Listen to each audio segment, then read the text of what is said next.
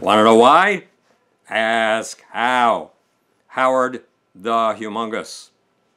Something happened, something critical, crucial, happened on Thursday, the 24th of September, and no one told you about it. Senator or Admiral Mike Rogers, the head of the National Security Agency, was testifying before the Senate Intelligence Committee. And he was asked whether a government shutdown is in any way a security risk to the United States. Rogers cited a study that surveyed every major intelligence and security chief in the United States and ranked all of the top security threats to the USA. A government shutdown came out as one of the two top security threats to America.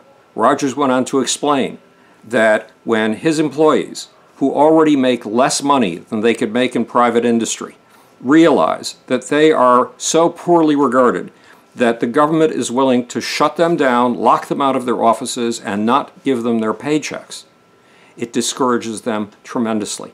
And we do not get the best out of the best and brightest who work in our security establishment. The result is we lose really good people, and we end up getting, if we replace them, inferior people. That's what a government shutdown does. It destroys our national defense and security apparatus, at least the security apparatus part of things. Why is this relevant?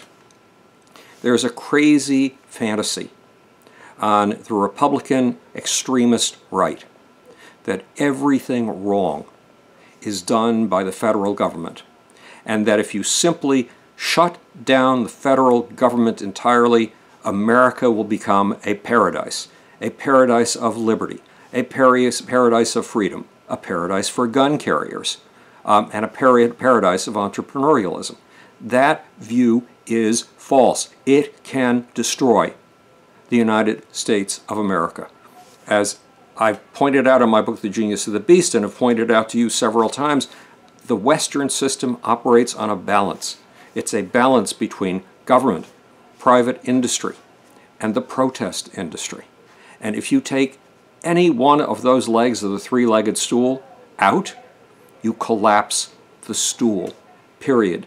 The Republican extremists do not understand that. They are cheering for a shutdown of the government. What are they insisting in exchange for not shutting down the government? That we defund Planned Parenthood. We can go into Planned Parenthood some other time, but that is a relatively trivial matter when the security of the United States is at risk.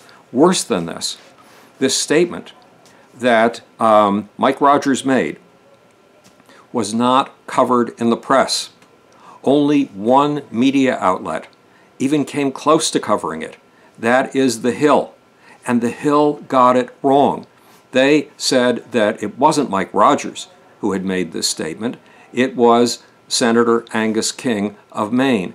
That's sloppy journalism. What's worse, what you expect to see when there's a major statement like this made, that the nation's security heads regard government shutdown as one of the top two national security threats to the United States of America.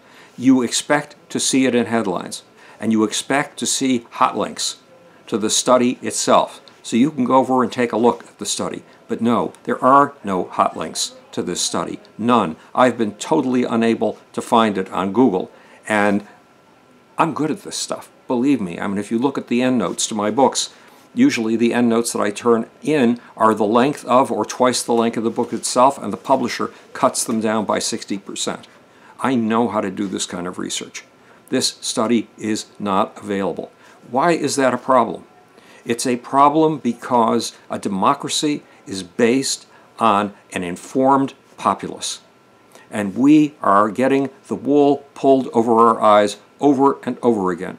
The Iranian nuclear deal was kept secret until the very end. The Trans-Pacific trade agreement is being kept top secret. The study Mike Rogers referred to that has 18 other major, big national security threats that are not as a threat, as a government shutdown. Meantime, according to Mark Shields, it's approximately 44 Republican crazies, extremists, want to stop the American federal government because they think the federal government is the root of all evil. I've got one word from them. You've heard it before. When we had an argument over whether businessmen accomplish everything on their own, and the radical right used Steve Jobs as an example of entrepreneurialism to which government had not contributed at all. Government had contributed the very base on which Steve Jobs stood. DARPA, the Defense Advanced Research Projects Agency, had funded and created the Internet. And the federal government, since World War II, had been developing computers and eventually got a computer down, the guts of a computer, down to a chip. It was called the microchip, the central processing unit. Without those things, there would have been no Steve Jobs. Steve Jobs stood on the shoulders of federal government. The 44 people who want to cut off federal government at the knees are insane. They are crazies. They are saboteurs. They are as dangerous as anarchists. This is Howard the Humongous, speaking to you from the future. It's your job and my job to make. Or, want to know why? Ask how. And now for the sleazy, sneaky, slimy, impossible. It's been evading me all night. Little off button. I've got it.